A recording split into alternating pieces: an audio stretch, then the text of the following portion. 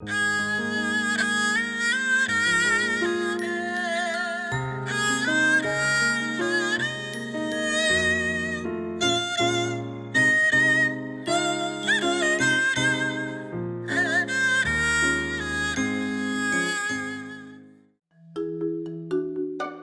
King's Donkey Ears.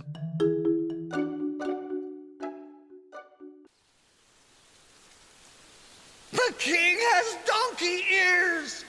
The king has donkey ears!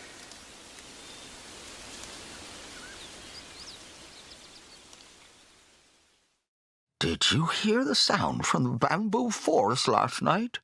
Yes, I did. It's complete nonsense, wouldn't you say? Oh, I agree. How could the king have donkey ears? You must be asking what this is all about. There was a big bamboo forest behind the Buddhist temple near the village entrance. Some strange sound was heard from that forest last night. At first they thought they heard the wind, but then they paid closer attention. What they heard was, "The king has donkey ears." How could the king have donkey ears? That makes no sense at all. Well, that's what people were whispering about. Once upon a time, there lived a gentle and wise king.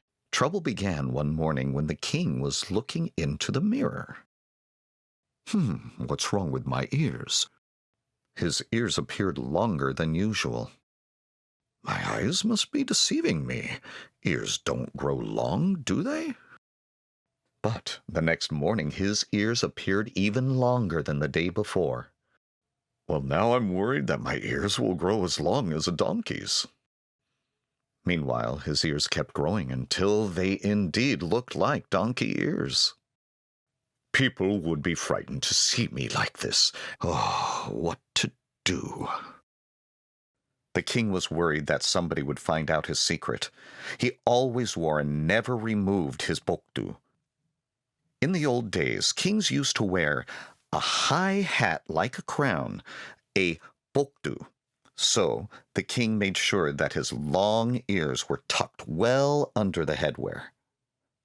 But one day the king saw that his ears grew too long to hide under the tall crown. He was at a loss about what to do. I have an idea. I need a new hat. Find me the best hat maker in the kingdom.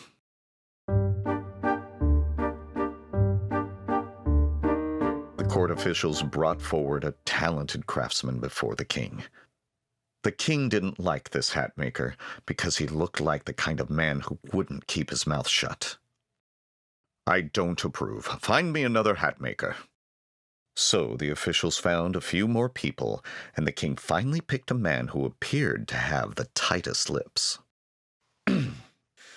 You can never tell anyone about what you saw or heard in this palace. Do you understand? Yes, Your Majesty. Remember, if you break this vow, you will be punished. After making the craftsman promise several times, the king finally removed the hat he was wearing. Oh, why are his ears so long? Oh, they look like donkey ears. The hat maker was quite startled, but pretended not to notice the absurd length of the king's ears. The next day, the hat maker brought the new royal hat and placed it atop the king's head. His long ears hid well under the hat, and nobody was the wiser. You did a wonderful job. Thank you. The king was finally put at ease, and he was able to focus on running the kingdom.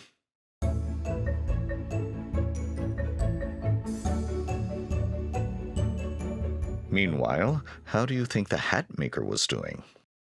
How strange! Why were the king's ears so large? The man couldn't get the image out of his head. He was so consumed with the image that he couldn't eat, sleep, or work. Already a man of few words, he became a man of even fewer words. His friends and family became worried and asked him if anything was wrong. Well, the thing is... Just as he was about to tell his family what had been bothering him, "Remember, if you break this vow, you will be punished," he thought he heard the king's stern voice as if the king was watching him from somewhere. No, never mind. I'm not sick and nothing is wrong.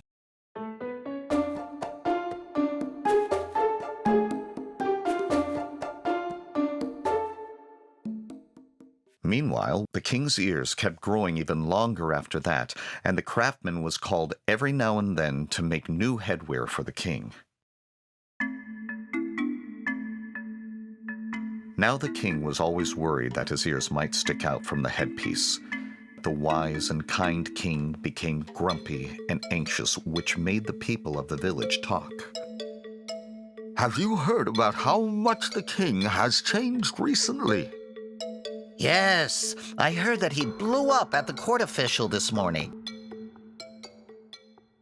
The hat maker became wealthy from all the bokdu he had made for the king, but he wasn't happy at all.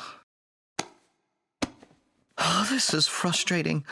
I wish I could just tell someone about it. I'd feel so much better.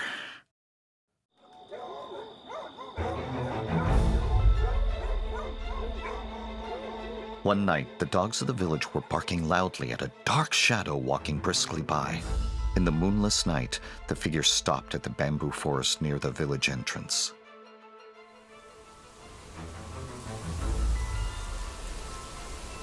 The bamboo leaves were rustling loudly in the wind. The shadowy figure looked around before walking into the bamboo forest.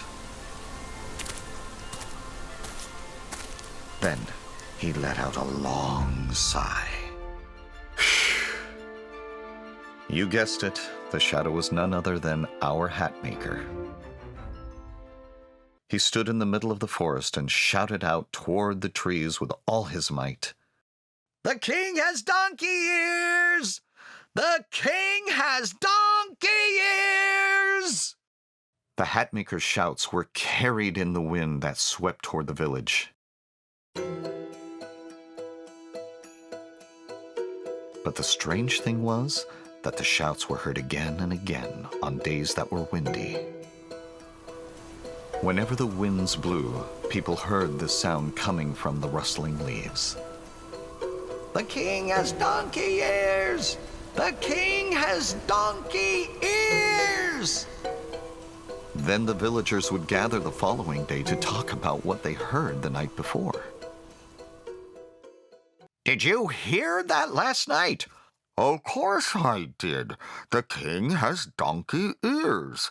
Do you think it could be true? The story of these strange shouts went over the palace wall and reached the king's ears.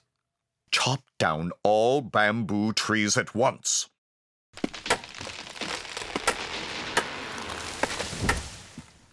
As the king ordered, all the bamboo trees were chopped down and cherry trees were planted instead. However, the sound of "the king has donkey ears" didn't stop. The words still traveled with the wind to the village. The king has donkey ears! The king has donkey ears!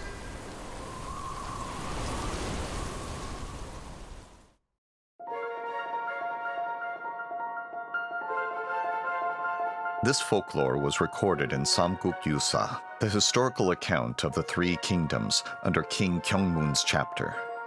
You may be curious as to what happened to the hat maker. Well, we don't know for sure, but after freeing his body from the toxic cover-up of the king's deepest, darkest secret, I'm sure no one ever worried about the hat maker's health again.